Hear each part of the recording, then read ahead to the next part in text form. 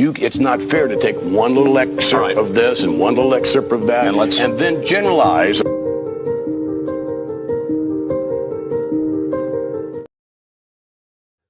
Welcome to our very special Tragic Tales of Wrestling. Of course, I'm your host, Tommy Guns. Welcome back. It's been a year, and we are back on track, and we're going to start our first episode about a monster who hides behind 4 ring ropes. And that man is the Barnum and Bailey of professional wrestling, Vince McMahon. As you've seen recently, a new documentary came out about him on Netflix. It's a 5-part series. And in tonight's episode, we're going to break it down episode by episode, discuss and talk about all such things about this documentary. Maybe throw in some fun tidbits, maybe, talk a little bit, have some fun in the chat. But again, I'm your host, Tommy Guns, and welcome to the show. This is Tragic Tales of Wrestling. We're going to be coming at you every Tuesday at 7:30 p.m. from here on out. So stay tuned for that. I'm going to try to share this real quick as we get loaded up and ready to go. So again, tonight's episode is about the Vince McMahon documentary. I don't know if you've seen it, but it's on Netflix. It was originally supposed to be a 4-part series that turned into a 6-part series due to recent allegations and everything. So the first episode starts out as him as Junior, it is titled, and it starts out as Vince McMahon as a very young man. Very interesting episode. I would say this is the most intriguing episode of the whole series, due to it just simply being stuff I didn't know before. To put this into like a little synopsis, is this was almost a what culture video on steroids, in my opinions. But back to this. So the Vince McMahon documentary starts out when he was just a small lad. Oh, I see it. So Vince McMahon, sorry, I got distracted. I was trying to share the video feed. The Vince McMahon, again, documentary starts out as him as a junior. It goes through such life details as, how he grew up. He didn't know his father for the first 12 years of his life. And that's, of course, Vincent Kennedy McMahon Sr. Vincent Kennedy McMahon Sr. First year, 12 years of his life, Vince McMahon had no idea who he was, had no prior knowledge of his upbringing, all that. He grew up in a trailer park, essentially poor, opposite from what we know as the Vince McMahon character. I see we got some viewers. Why don't you comment below and tell me what you think about the Vince McMahon documentary? It's very interesting, right? Of course, we're starting at the first episode that's entitled Junior. Sorry, I keep repeating myself. Just trying to get the viewers intrigued. Anyways, so it starts out with him talking about the first 12 years of his life living in a trailer court, talking about how he was abused as a child by his stepfather, how there was maybe some incestual relationships between him and his mother, which I did not know before, which is an interesting fact. Now, if you went back like me, a big, huge wrestling buff, and went and read the February 2001 Playboy interview with Vince McMahon, he very lightly touches on it. And for some weird reason, it's in Playboy, which I thought was interesting. I don't know why I'd feel so comfortable to divulge information like that for a magazine such as Playboy, but I digress. We've seen interesting things in Playboy before, I guess. But it goes through all the trials and tribulations of him growing up and getting to the point where he finally meets his father. When he meets his father, he transcendently falls in love with him. He wants to be like him. He wants to impress him, which, from the man that Vince McMahon's father was compared to who Vince McMahon became, maybe he should have strived to be more like his father. But anywho, we don't know much about him at the same time. So Vince McMahon goes on to be part of his family business, the WWF at the time, the Worldwide Wrestling Federation. Now, before he took over WWF, he was actually a color commentator, announcer, and editor of all things wrestling in the WWF. God, that's hard to say over and over again. Jake Thompson commented that the documentary was very interesting and darker than expected. I definitely agree, especially with this first part entitled Junior, with learning about we know about his childhood and all sorts of things like that. Like, it was a very, very dark upbringing. But anyways, back to the story. He was talking about how eventually he wanted to buy his father's company and destroy the territories, which the territory systems was subjugated into such things as Stampede Valley Wrestling, Ohio, so on and so forth. You can look up the map online. I can't remember for the life of me right now all the different territories. Vince McMahon's idea was to take over all those and just have one giant wrestling entity, which is pretty cool if you think about it, but it also screwed a lot of people over. There was such comments that Vince McMahon Sr. would get about Vince McMahon Jr. talking about how he wanted to make the purchases, and other owners of the different uh, states of wrestling would go on to say that they wanted to throw Vince McMahon at the bottom of the river. They wanted to get rid of him in general.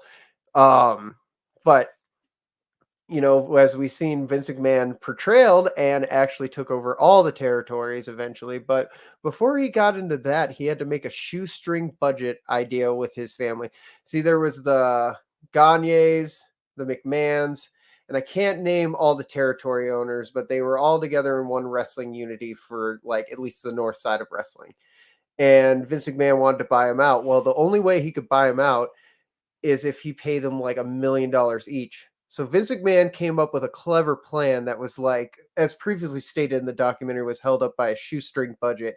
He essentially said every 4 months he would pay $1 million out from whatever he earned from wrestling. And if he wasn't able to meet that $1 million or any payment after that, which were 4 payments of $1 million in 1 year, that he would forfeit the wrestling company and would go back to the owners without any refund of Vince McMahon's money. Very interesting how he pulled that along, especially in the early days. But even before WrestleMania, which is a weird thought, like, how did he make that much money? $1 million, that's 4 times a year. Obviously, that's $4 million, but just how? And unheard of. But I guess he took out a bunch of loans. I guess he remortgaged his houses, which he had more than one house. Must be nice to live in the early 70s to early 80s. But I digress with that one. And he was able to do it, and eventually he owned the WWF, which he rebranded to the WWF, World Wrestling Federation. Now, he had such talent at the time, before even Hulk Hogan showed up from the NWA, as Andre the Giant, Junkyard Dog. What else do we got in there? Coco Beware, like all the classics, And it wasn't until, let's see when the first WrestleMania was. I know it was probably 1982. Sorry, this is why we have the internet.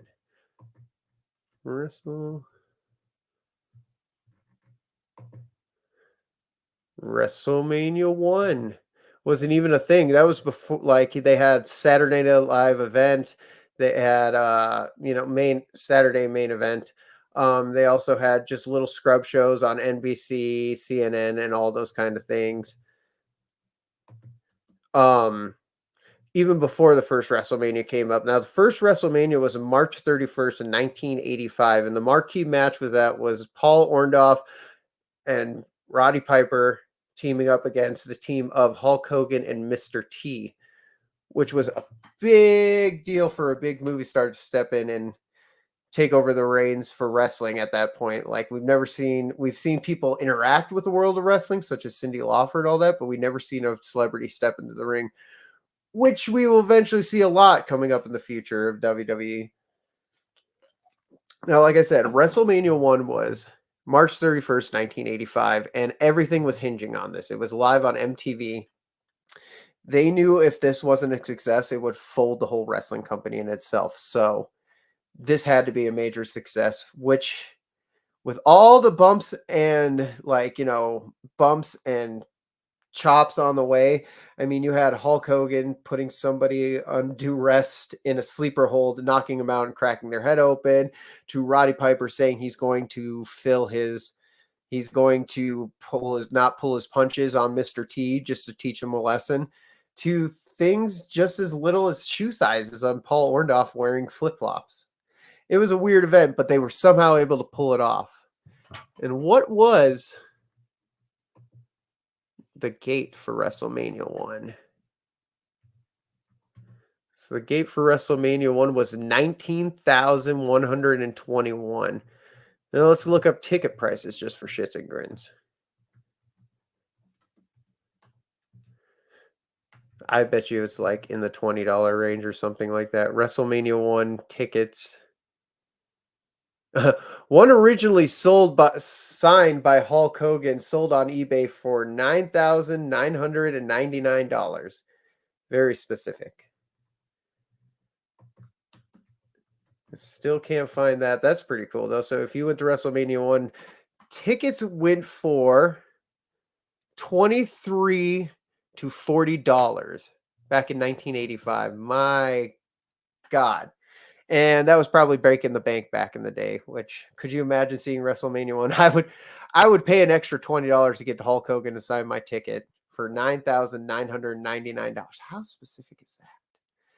But of course, as we talk about WrestleMania 1, WrestleMania 2 was a flop. There ain't much to talk about it, but WrestleMania 3 was closing off the end of this episode. And they were talking about such things as attendance records, how many times Andre has been lost actually before then, how many times he's been slammed and stuff like that. So WrestleMania 3 was another big one because it was the end of an era. It was the start of Hulkamania. It was a changing of the guard, if you will. And WrestleMania 3 took place in March 29th, 1987. And you had such matches as Macho Man versus Ricky Steamboat, which was a big remembered match. Like, if you've never seen that match, do yourself a favor and go look it up. Now, WrestleMania 3 attendance. Now, they like to say 90,000 plus there. 93,173 people. The actual number that is debated is closer to 78,000 people. That is nothing to sniff at, but again, ticket prices and all that kind of stuff. I can't find something interesting about how much a ticket signed by Hulk Hogan went for then, but that's how we were closing out the episode, is building up into the Hulkamania era. Like we've seen touches and glimmers of it, but when it truly took off was after Andre the Giant. And they were and if you know anything about professional wrestling, wrestling wouldn't be where it is today without that dumb big bastard Hulk Hogan. Bringing to this limelight during the Rock and MTV connection, Rock and Wrestling connection, during those years of like trying to get celebrities and all that kind of stuff. Hulk Hogan was in Rocky 3, as we remember, before he was in WWE. So this is like kind of showing Vince McMahon his rise up to owning the WWF, to turning it to the WWF, to the Hulkamania wave that just took over the mainstream like MTV wrestling and Rock connection. Very interesting first episode. That's the one I felt like I learned the most about Vince McMahon. At some facts that I didn't know about him. Like, I kind of knew about the incest thing, and very interesting. Well, not because Vince McMahon's a very private person. As he says, he doesn't look back, he looks forward. So I don't think we're ever going to hear about that. But very interesting that him and his mother kept a close relationship even after the fact of that. I think his mother was like 96 years old when she passed away. It wasn't terribly long ago. So next on the repertoire of episodes is I will combine Heat and Screwjob. Heat is more of a just going to the Hulk Hogan era, like the Rock and Wrestling connection, the change up, everything that has been already said pretty much. That's why I can lump episode 2 and 3 in together. Now, the screw job. If you don't know about the screw job, it happened in Montreal, Quebec, Canada. Let's look. And it was a match between Bret Hart and Shawn Michaels. Montreal. And it took place in November 9th, 1997. Now, we all know about the Montreal screw job. If you don't, I'm not going to explain it. I'll explain how the match set up, but I'm not going to explain everything that went into it. There's videos, there's everything. If you're a wrestling fan, you know about the Montreal screw job. This is not a video about the Montreal screw job. We will, however, have an episode about that eventually. I'm promising you that. But this is not an episode of Montreal screw job. So basically the way that this was set up, not going into the backgrounds or histories of how this feud built it up or anything like that.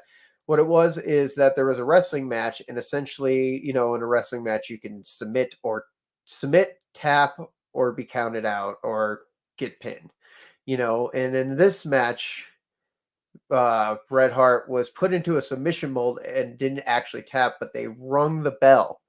And because they rung the bell, it was a screwy finish. Bret Hart didn't tap. It wasn't over. And as we all know, wrestling is faked.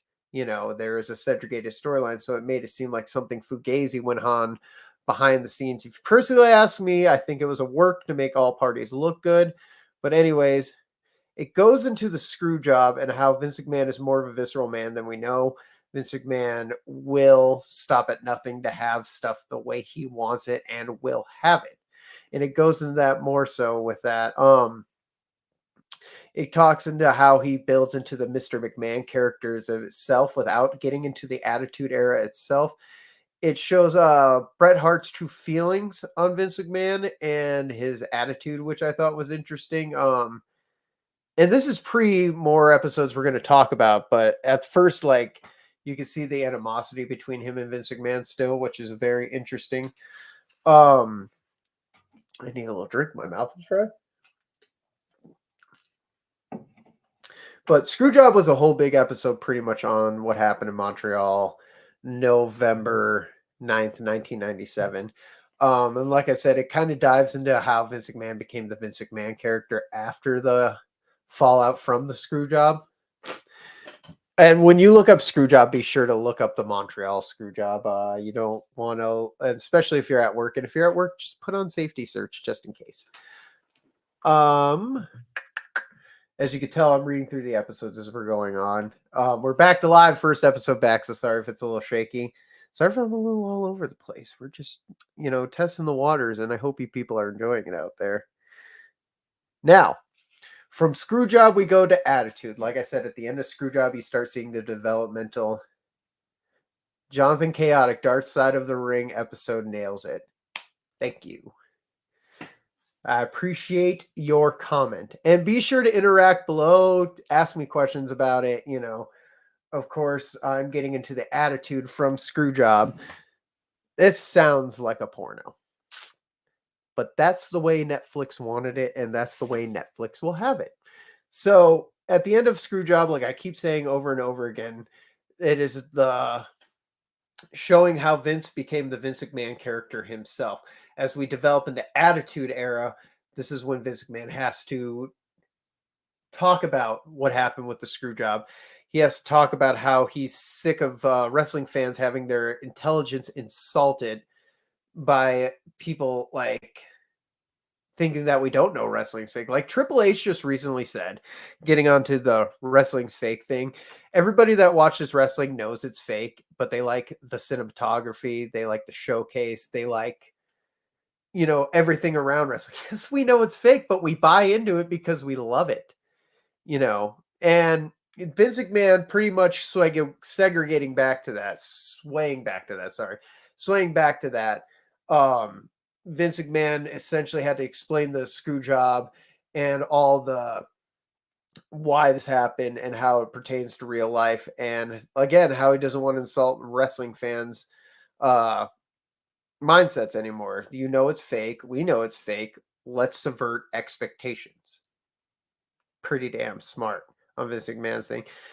Jonathan Chaotic. So technically, No Holds Barred is the first WWE film since Vince McMahon paid for it. It's so Hogan wouldn't run Hollywood. Yeah, and I thought that was interesting too. That's going back to when we were talking about the episode Heat. They get into No Hold Bar, and this is why I like interaction by the audience, because it just reminds me of little details. They talk about No Hold Bar, and I do feel like it was a Vince paid movie for the sake of not losing Hulk Hogan, but I feel like Vince McMahon was still on the fence about losing Hulk Hogan, because you can look at the success we have with The Rock.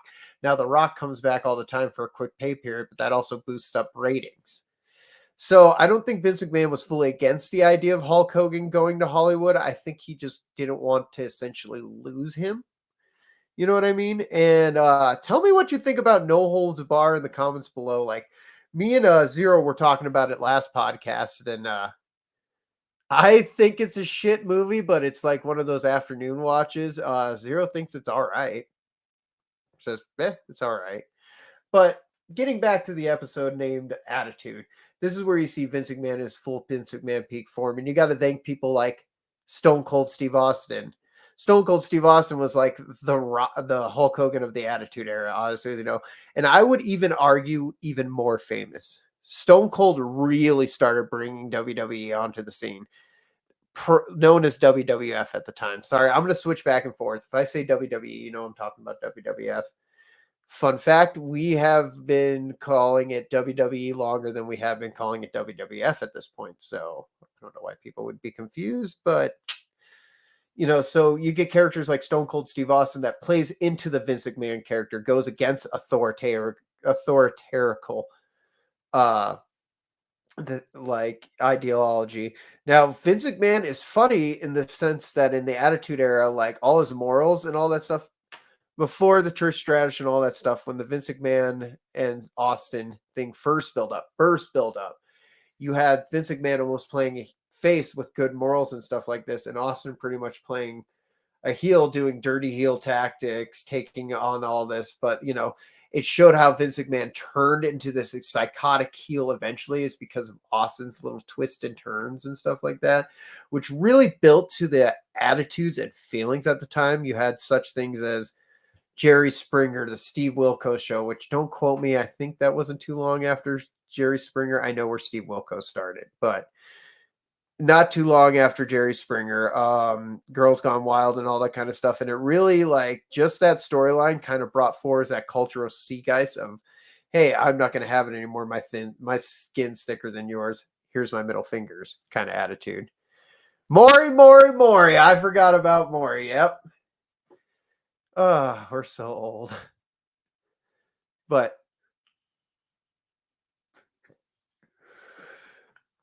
so as we know with the Attitude Era too, it built more stars than just Stone Cold Steve Austin. It built our favorite guy of all time, who I may or may not have a shrine of in my living room, Dwayne "The Rock" Johnson. Back then known as The Rock. Attitude really built into the era of the time. Like, you needed two people to build that era. You didn't need a Stone Cold Steve Austin. You need a Kane to your Abel. You need a Groucho to your Marx Brothers. You need a Curly to your Mo. You know what I mean?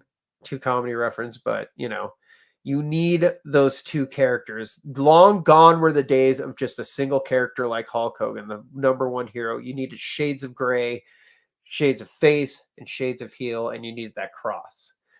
So up comes The Rock, and the two people that really made the Attitude Era. Now everything was let loose. You had such segments as "I Choppy Your Pee-Pee." It's so weird to say out loud. And it Choppy My Pee-Pee, the Katie Vick storyline, which I think is more a ruthless aggression, but and Val Venus as a whole person, he's a porn star wrestler. But Attitude really brought wrestling to the forefront, for better or for worse, in my opinion. Sometimes I think more so towards worse. There's a lot of garbage and trash back then. And I would be lying if I didn't say that I felt it was trash back in the day. There was a lot of good stuff about the Attitude Era, but I feel like there was way more trash. Just saying. So as we all know, the Attitude Era, the most popular point of wrestling and all that kind of stuff. They made a whole episode about that. Now, like I originally said, this was supposed to be our final episode of the whole mini documentary series, but they had to make a sixth one, but we're on the fifth one. So get a little ahead of myself there. And that's it's called Family Business. And the synopsis is Vince McMahon brings his family into the fold and attempts to push the endeavor farther than it's ever gone before, in changing the on-air envelope beyond the ring at momentous mergers and changes of the wrestling landscape. So as we know, like we've seen the McMahons on WWE TV, we've seen them on WWE pay-per-views before, and we all know they're part of the business. Well, this episode got more behind the scenes of what they mean by the Vince McMahons being in the episodes, in the Monday night, all that good stuff. Sorry, my camera just glitched out there. And it talks about more of the behind the scenes, like what was Shane's feelings towards these storylines? What was Vince's feelings? What was Linda's? And Linda, did you notice in the documentary, she probably came in 3 good times, and the only time she talked the most was probably in this episode. Fascinating. I like Linda a lot. The Linda Pop. If you don't know what the Linda Pop is, look it up on YouTube. It is the funniest thing you'll ever see. Biggest pop I've ever heard. But you see like interviews of what they thought behind the storylines, and it's really weird how well it's not surprising to me though. It's not surprising that Shane would have a problem with all these different storylines and variations that went on with the McMahon family in the late 90s and early 2000s on air. But Linda had no problem with the Trish Stratus storyline, which, if you famously remember that, that's when Trish Stratus was the other woman. And Linda was drugged up on drugs and couldn't do anything like that. Totally fine with her husband making out with another woman in front of her. Whatever. It's just interesting to see how far the McMahons are willing to push the envelopes between their real life and not. But it goes into how Triple H eventually joins into the business, and as we know, he married into the business through Stephanie McMahon and Vince, setting the two up originally behind the stage. Now, as we know now, we are in the Triple H era of wrestling, which the Triple H era is pretty much what happens through the fallout of all this family business stuff. You had Shane leave to do this thing in China that was like the Chinese Netflix for a while. He eventually came back into the fold. You had Stephanie pretty much running the business up until 2021 when she stepped down. She was stepped down when Vince, of course, came back to the business. And we'll get into that with the last episode, which is coming up shortly. And it just shows the dynamic between the families, how it's moved throughout the year and how it ended up to the point of what it is nowadays, which is Triple H running it. And going along with the family business one, like I really just like seeing the behind the scene thoughts and process. This was probably the most second interesting episode for me. Like just actually hearing thoughts and opinions of what they thought about certain storylines was pretty cool, I have to admit. I've watched this documentary probably 3 times, by the way, so I have notes. And I haven't looked at them once, so here we go. So, we'll get into those afterwards. That's just kind of my generalization of everything. So the 5th episode, which was not planned at all, goes into the allegations.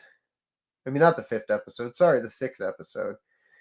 It goes into the recent allegations that have came up by Janelle Grant and the sexual misconduct of Vince McMahon.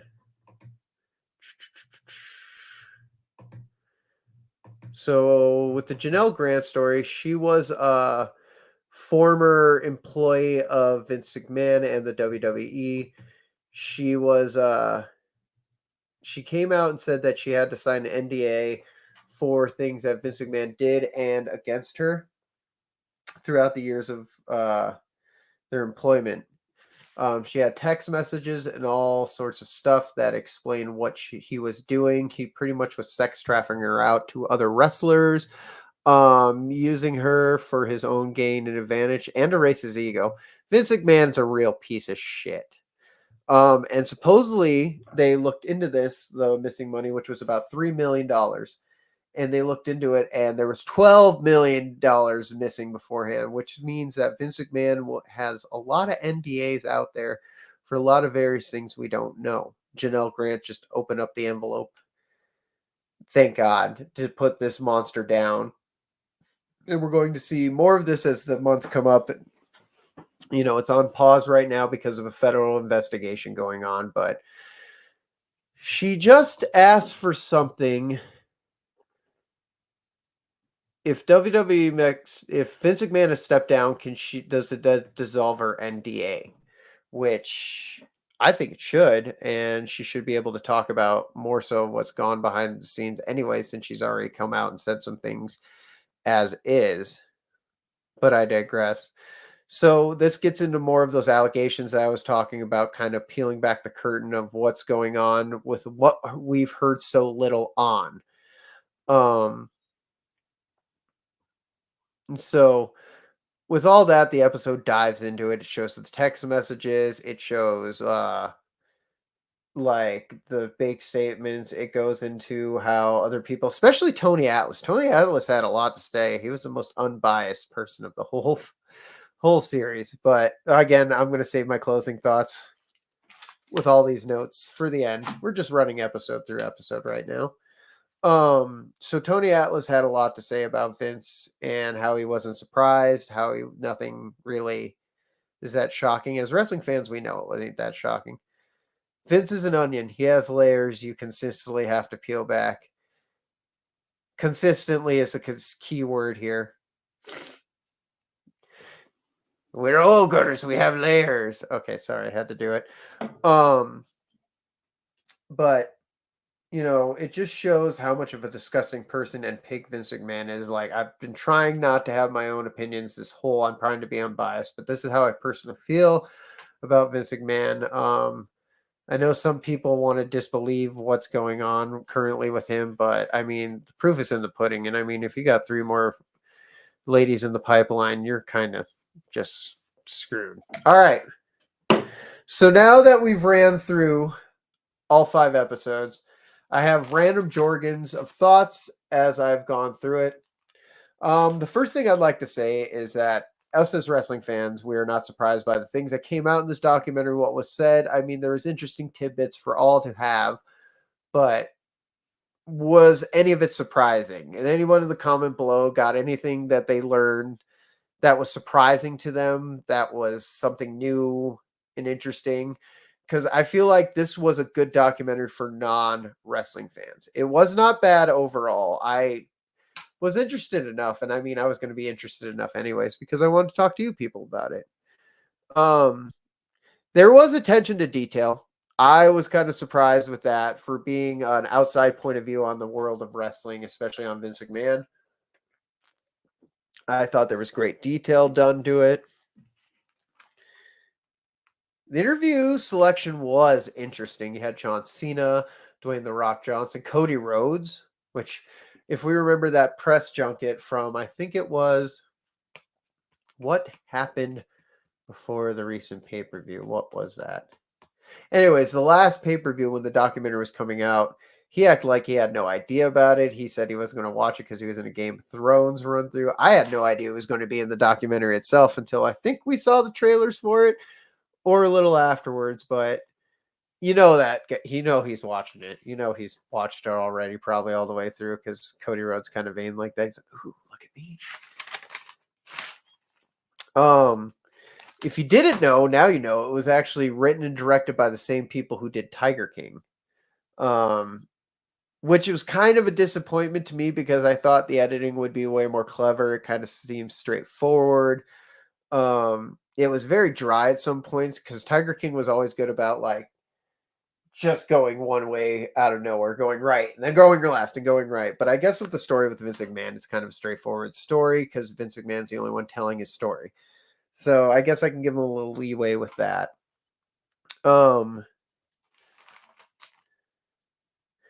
It doesn't paint Vince in a completely bad light, and you can tell that I wrote that in advance because it kind of digresses near the end. It shows him in an even worse light. It shows him as a piece of shit. We all know him as.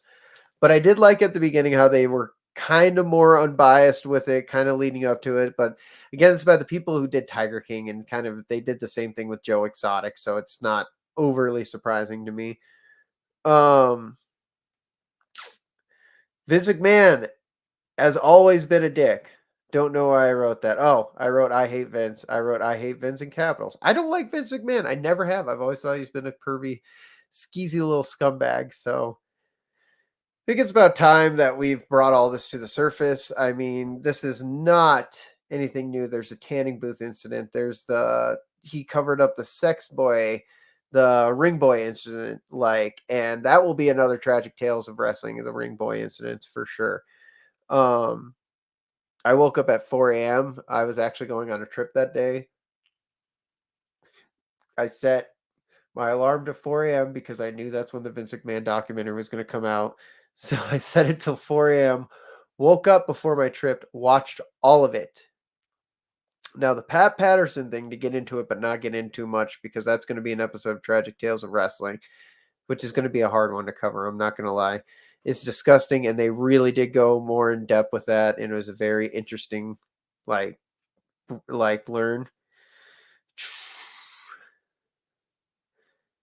The world of professional wrestling is very small.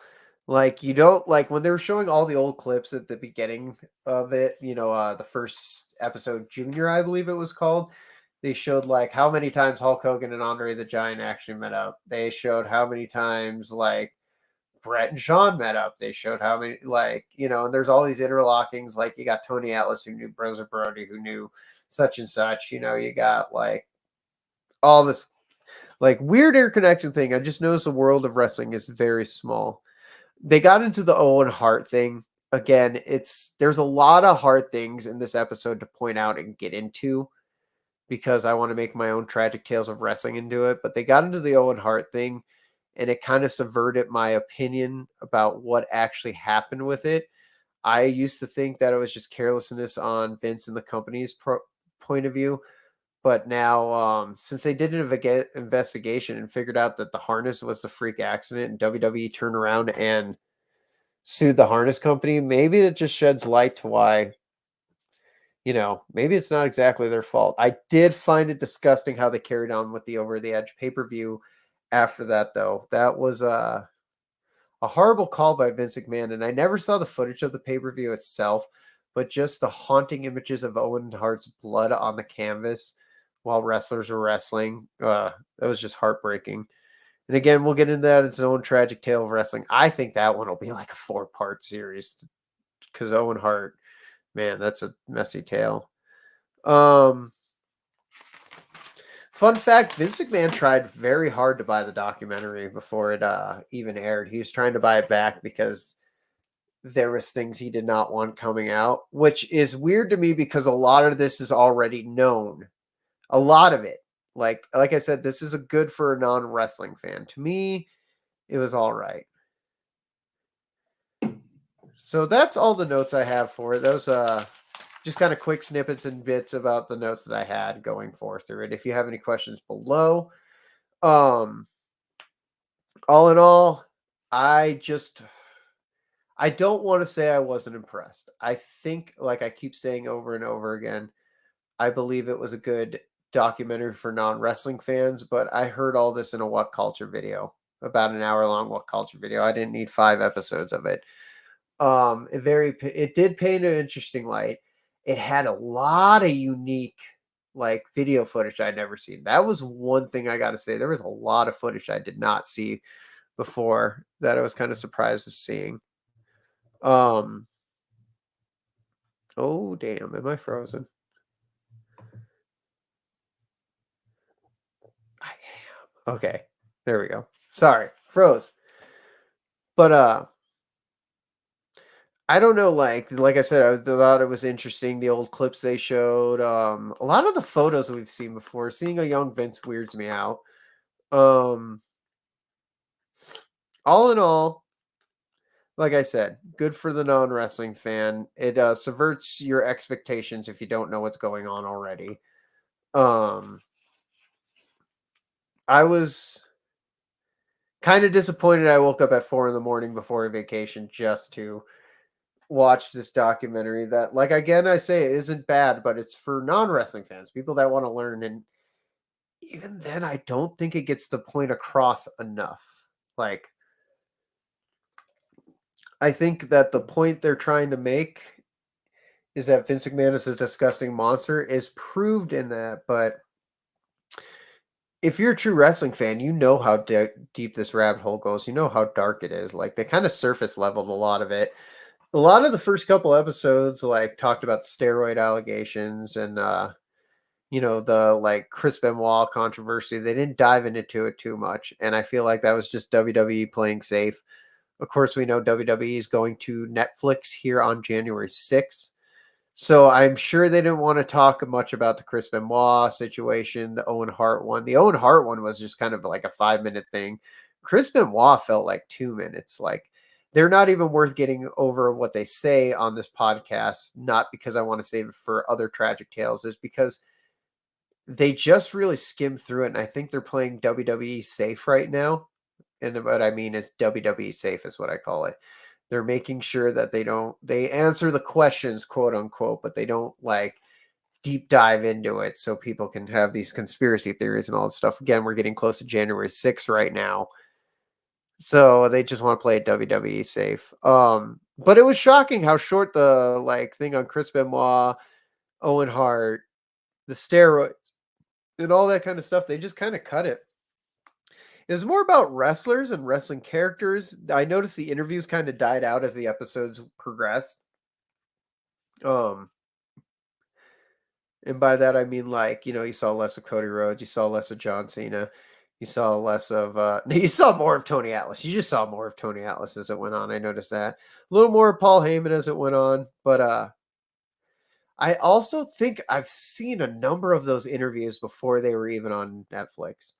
Like they all seem familiar. They're all pretty short. Like Cody Rhodes only had like a couple things to say, really.